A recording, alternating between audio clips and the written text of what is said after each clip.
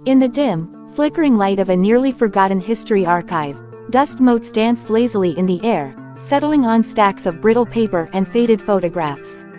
Most of these images were mundane: soldiers in uniform, city streets in the 1930s, family portraits. But one photo, tucked inside an unmarked folder, caught the attention of a young researcher named Daniel Cross. He hadn't been looking for anything unusual that day. His task was simply to digitize old wartime records for a university project. Yet as his fingers brushed over the curled edges of the photograph, a strange chill rippled down his spine. The image was simple at first glance: a young mother sitting on a wooden bench in a park, holding a child no older than 4.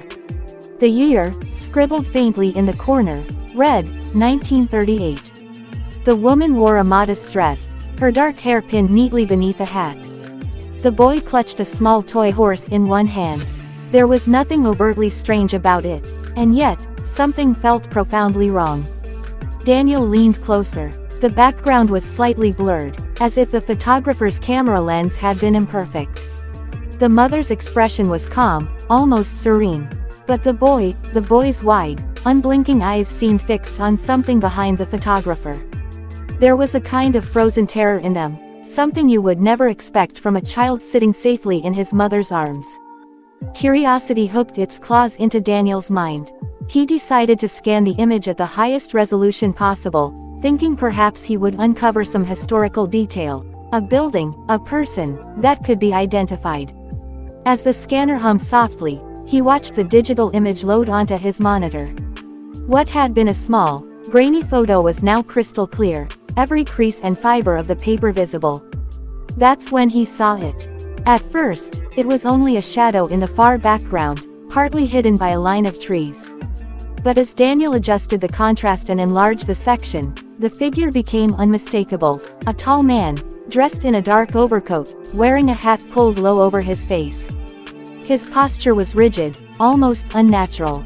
And his head was tilted slightly, as if he were observing the mother and child with an intensity that felt suffocating even 8 decades later. Daniel's pulse quickened.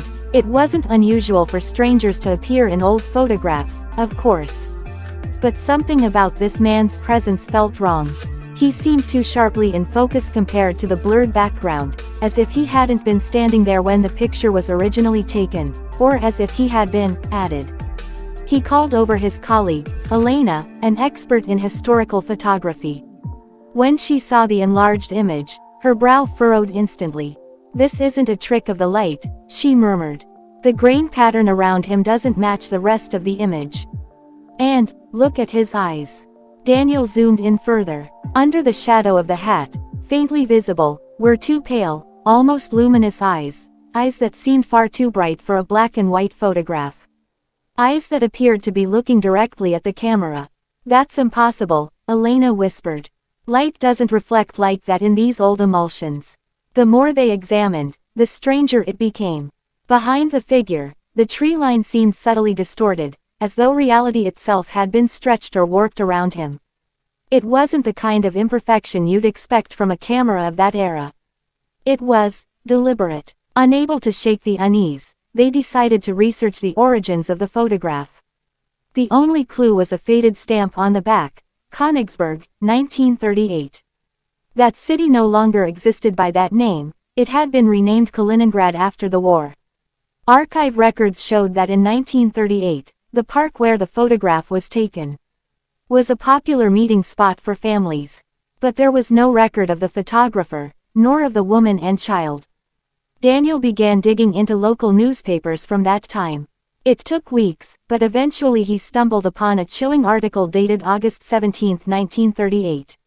The headline read, "Mysterious Disappearance of Mother and Child, Police Stumped." The article described a young woman named Anna Fisher and her 4-year-old son Lucas, last seen in the park on a Sunday afternoon. Witnesses reported that a man in a dark coat had been lingering near them for hours. The police searched for days, but neither mother nor child was ever found. Daniel's stomach churned. Could this be the same family in the photograph? Elena found another disturbing detail. She contacted a forensic imaging specialist, who ran a spectral analysis on the scanned photo. The results were baffling. The man's figure contained pixel anomalies, the kind you might see if an image had been overlaid. But there was no digital editing in 1938. More unsettling still, the anomalies weren't just in the man's silhouette. They extended into the child's toy horse, as if some invisible thread connected them. One night, long after the rest of the archive staff had gone home, Daniel decided to work alone. The building was silent except for the hum of his computer. He zoomed in on the photograph again, this time focusing not on the man, but on the child's eyes. At maximum magnification, he saw tiny, distorted reflections in the boy's pupils, as though the child had been staring at something else entirely during the moment the picture was taken. And there it was, a faint, blurred shape. A hand. A pale, bony hand reaching toward him from just outside the frame. Daniel jerked back in his chair, his breath coming in sharp bursts. His rational mind told him it could be a trick of the light, a compression artifact. But deep down, he knew it wasn't. The hand looked wrong, too long, too thin, and there was no sign of it in the surrounding area of the photo. The next day, Daniel tried to tell Elena what he'd seen, but she cut him off, pale and tense. "I don't want to see it again," she said flatly. "Some things in history are better left alone."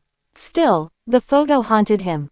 He began to have dreams, always the same scene. The park, the bench, the mother holding her child. But in the dream, the man in the background would slowly lift his head, revealing eyes that glowed unnaturally bright. And every time, the dream would end with the man stepping forward, his long hand reaching toward Daniel. It was weeks later when a package arrived at Daniel's apartment. No return address. Inside was an old, brittle envelope containing 3 more photographs.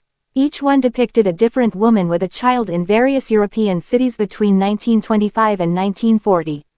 And in every single one, the same tall man in the dark coat stood in the background.